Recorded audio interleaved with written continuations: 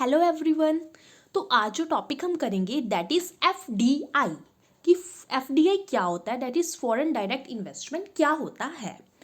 तो जो हमारी फॉरेन इन्वेस्टमेंट होती है ना, जब एक कंपनी फॉरेन में इन्वेस्ट करती है तो वहाँ पर इन्वेस्ट करने के दो तरीके होते हैं उनके पास। या तो वो एफडीआई के थ्रू इन्वेस्ट कर सकते हैं या वो एफपीआई के थ्रू इन्वेस्ट कर सकते हैं। FDI stand for foreign direct investment and FPI stand for foreign portfolio investment. तो जब इन्वेस्टमेंट हम किसी और कंट्री की किसी बिजनेस एंटिटी में करते हैं वो 10% होती है या उससे ज़्यादा होती है तो वो हमारी होती है एफडीआई, एंड जब वो 10% से कम होती है ना वो हमारी होती है एफपीआई।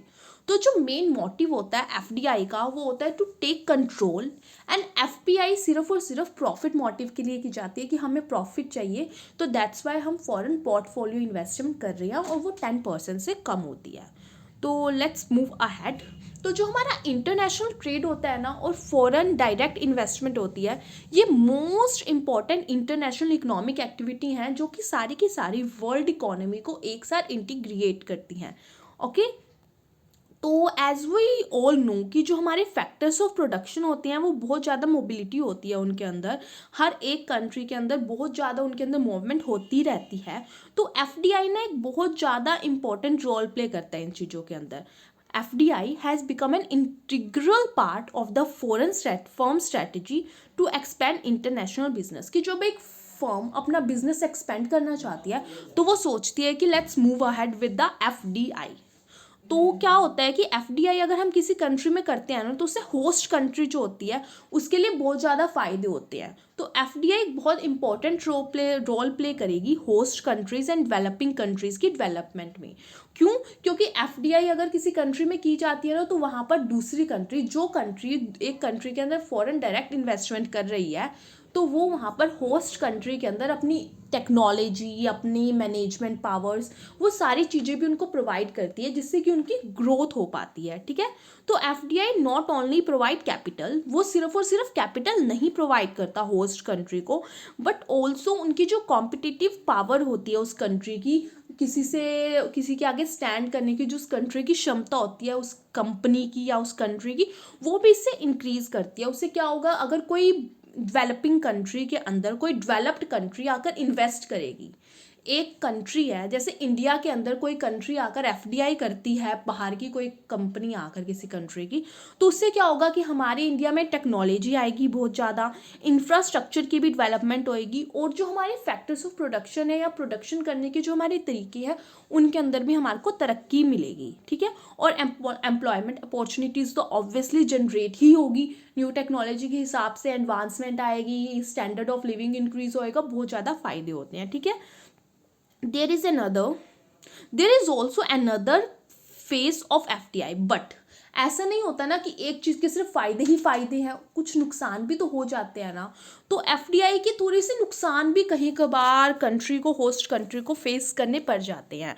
तो ये एक थ्रेट भी हो जाता है कहीं कभार होस्ट कंट्री के लिए, क्योंकि जब एक फॉरेन की कंट्री आकर एक कंट्री के अंदर इन्वेस्ट करेगी कंपनी में, वो वहाँ पर बहुत ज़्यादा अपनी टेक्नोलॉजी लाएगी, एडवांसमेंट लाएगी, तो उससे क्या होगा कि ना उसके ऊपर वो पावर आ जाएगी, उसको वो थोड़ा कंट्रोल कर लेती है, इन्फ्लुएंस कर देती है उस कंट्री की इकोनॉमी को, पॉलिटिकल अफेयर्स में भी उसका इंटरफेरेंस होना स्टार्ट हो जाता है। तो इससे थोड़ा ना कॉलोनिज्म बिल्डअप होना शुरू हो जाता है उस कंट्री के अंदर, कि जो उसके फैक्टर्स ऑफ प्रोडक्शन है ना वो एक ही बंदे के कंट्रोल में आ जाते हैं, that is that foreign country, वो उसके फैक्टर्स ऑफ प्रोडक्शन वो उस कंट्री के कंट्रोल करने लग जाता है। ठीक है, तो foreign direct investment is the largest source of external finance.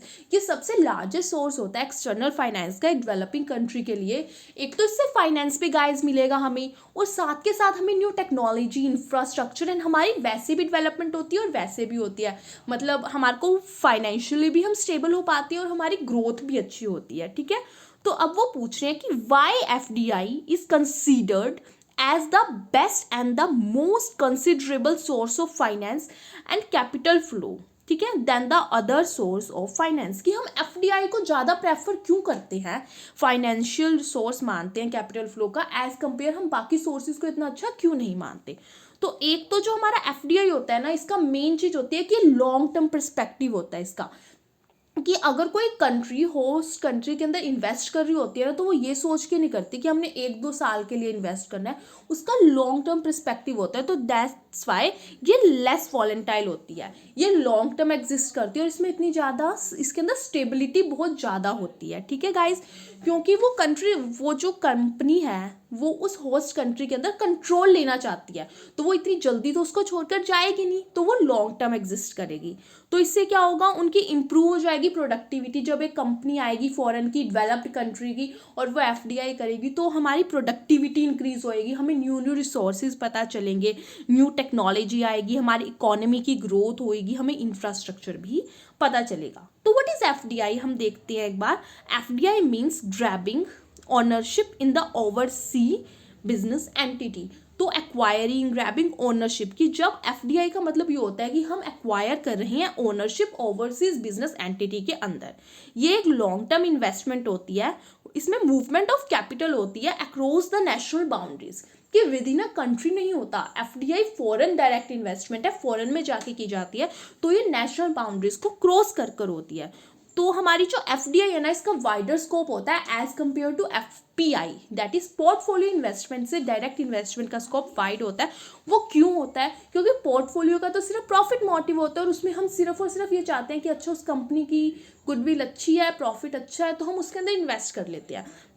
But direct investment के अंदर हम उसको एक्वायर करना चाहते हैं, ओनरशिप लेना चाहते हैं, हम उस कंपनी के अंदर अपना पार्टिसिपेशन देना चाहते हैं। ठीक है, तो वाई एफडीआई, हम एफडीआई क्यों, एक कंपनी ये सोचते हैं कि हम एफडीआई करें। कॉस्ट ऑफ ट्रांसपोर्टेशन, समटाइम्स क्या होता है ना कि एक कंपनी है, फॉरेन की एक कंपनी है, ठीक है, एक फॉरेन की एक्स कंपनी है, वो हमारे इंडिया के अंदर ना अपना प्रोडक्ट भेज रही है। ठीक है, तो उसको ना इतना ज़्यादा खर्चा आ जाता है, कॉस्ट ऑफ प्रोडक्शन उसकी इतनी हाई हो जाती है कि बीच में समुद्र आता है, उधर से कर वगैरह कर कुर के सामान, सारा ट्रांसपोर्टेशन का खर्चा करके ना उसकी प्रोडक्शन की कॉस्ट इतनी हाई हो जाती है कि इंडिया में उसका सामान बिकता ही नहीं है। डिमांड है बट उसकी वैल्यू इतनी हाई हो जाती है ना कि लोग ना खरीद नहीं पाते। तो उस वे में ना वो एफडीआई प्रेफर करेगी। उससे क्या होगा कि वो सारा कुछ उसका इंडिया में सेटल कर देगी, वो इन्वेस्टमेंट कर देगी एक कंपनी के अंदर, उस कंपनी में अपना एक्वायर कर लेगी, उस पर कंट्रोल ले लेगी, अपनी टेक्नोलॉजीज लेके आएगी, अपनी इन्वेस्टमेंट लेके आएगी, सब कुछ करेगी, और अपना प्रोडक्ट अब उस कंपनी में बनाना स्टार्ट कर देगी। तो उससे क्या होगा, उसकी कॉस्ट ऑफ प्रोडक्शन कम हो जाएगी, उसका जो प्रोडक्ट है अब इंडिया में अच्छे से बिकना शुरू हो जाएगा। ठीक है, तो how to select the best place for FDI, कि एक कंपनी, फॉर एग्जांपल यूएसए की एक कंपनी है, वो फॉरेन डायरेक्ट इन्वेस्टमेंट एफडीआई करना चाहती है, तो वो कौन सी कंट्री को चूज करे, कौन सी ऐसी होस्ट कंट्री चूज करे कि जहां उसको एफडीआई कर कर फायदे मिलेंगे। तो वो कुछ चीज़ों को ध्यान में रखते हैं, मद्देनजर रखते हुए वो एक कंट्री को सिलेक्ट करती है। फॉर एग्जाम्पल यूएसए की एक एक्स कंपनी है, वो एफडीआई इंडिया में ही क्यों करेगी, कि उसको इंडिया में करने की क्या फायदे होंगे एफडीआई लेने की। ठीक है, तो एक कंपनी सबसे पहले देखेगी कि कॉस्ट ऑफ इनपुट, कि इनपुट की कॉस्ट क्या है, कि रॉ मटेरियल वगैरह कितना है। तो जिस कंट्री के अंदर वो प्रेफर कम होएगा, सस्ता होगा input, raw material, intermediate products, ये सब चीज़ें सस्ती होएंगी, उस कंपनी के अंदर प्रेफर किया जाएगा कि एफडीआई इन्वेस्टमेंट करी जाए। ठीक है, आगे मार्केट की डिमांड, जहाँ पे प्रोडक्ट की डिमांड होगी उनके, कि प्रोडक्ट की वो जो मैन्युफैक्चर करेंगे आगे जाके उसकी डिमांड होएगी, उस कंट्री के अंदर हम प्रेफर करेंगे एफडीआई करना। Cost of capital, prefers the cost of capital को, prefer the country with less the cost of capital, कि जहाँ पर जो रेट ऑफ इंटरेस्ट है या फिर लैंड वगैरह लेने का वहाँ पर आगे जो रेट है वो सस्ता है, एम्प्लॉयमेंट कम है, मतलब एम्प्लॉयमेंट इन द वे कि जो एम्प्लॉयमेंट को हमें पे करना होता है वो सस्ता है। ठीक है, तो हम वहाँ पर देखेंगे। आगे हम वेज रेट देखेंगे, एज आई टोल्ड यू कि लेस वेज रेट होगा तो हम उस कंट्री के अंदर एफडीआई करना ज़्यादा प्रेफर करेंगे। लेबर इंटेंसिव प्रोडक्ट्स वगैरह ये सब चीज़ देखेंगे। Logistics it's also plays an important role. Logistic क्या होता है, एक प्रोडक्ट को एक प्लेस से दूसरे प्लेस पर ले जाने का जो खर्चा होता है, ट्रांसपोर्टेशन होता है, कॉस्ट ऑफ ट्रांसपोर्टेशन होता है, उसको हम लॉजिस्टिक्स कहते हैं। कि जहाँ पर हमारा लॉजिस्टिक्स लेस होएगा, सस्ता पड़ेगा, हम वहाँ पर प्रेफर करेंगे। एक हम टैक्सेशन भी देख लेते हैं। इसी के अंदर कि अगर हमारी जो टैक्सेशन है, एक कंट्री है फॉर एग्जांपल इंडिया के अंदर ना एफडीआई के ऊपर ना बहुत ज़्यादा छूट है जी, तो वो कंट्री यहाँ पर आकर प्रेफर करेगी। ठीक है, तो ये चीज़ें हम ध्यान में रखते हैं कि कैसे कैसे कहाँ कहाँ पर इन्वेस्ट करना होता है। इन सब चीज़ों को ध्यान में रख के एक कंट्री डिसाइड करती है कि उसने कौन सी कंट्री के अंदर इन्वेस्टमेंट करनी है। जो हमारे इंडिया के अंदर एफडीआई के ऊपर जो अपनी आई रखता है कि जो पॉलिसीज़ हमारे इंडिया में एफडीआई से रिगार्डिंग जो पॉलिसीज़ होती हैं ना, वो जो डिपार्टमेंट बिल्डअप करता है, उस डिपार्टमेंट का जो नाम है ना गाइज, वो है DPIIT, that is department for promotion of industrial and internal trade. तो ये जो डिपार्टमेंट है ना, ये पॉलिसीज फ्रेम करता है कि कैसे एफडीआई की इन्वेस्टमेंट हमारी इंडिया में होगी। तो ये जो डिपार्टमेंट है ना, ये ministry of commerce and industry के अंडर आता है। ओके गाइस, तो जो हमारे इंडिया के अंदर एफडीआई की पॉलिसीज फ्रेम करता है वो है FPIIT, that is department for promotion of industry and internal trade. Okay, और ये जो डिपार्टमेंट है ना, ये ministry of commerce and industry के अंदर आता है। तो ये सारी चीज़ों को ध्यान में रख के पॉलिसीज़ बनाता है कि किस हिसाब से हमारे इंडिया के अंदर एफडीआई की जाएगी। तो जो हमारा करंट मिनिस्टर है ना इसका DPIIT का, वो है पीयूष गोयल। ओके, ठीक है, तो ये हमारी एफडीआई के बारे में थोड़ी सी चीज़ें हैं। हम आगे देखेंगे, एक और वीडियो बनाएंगे जिसमें देखेंगे कि टाइप्स ऑफ एफडीआई कितनी कौन कौन से टाइप की एफडीआई होती हैं। तो हम एक फटाफट से नटशेल में देख लेते हैं कि अब तक हमने क्या क्या देखा है इसके अंदर, एफडीआई क्या होता है। तो एफडीआई का मतलब होता है फॉरेन डायरेक्ट इन्वेस्टमेंट। फॉरेन में इन्वेस्टमेंट करने के दो तरीके होते हैं, एक होता है FDI that is foreign direct investment, और एक होता है FPI that is foreign portfolio investment.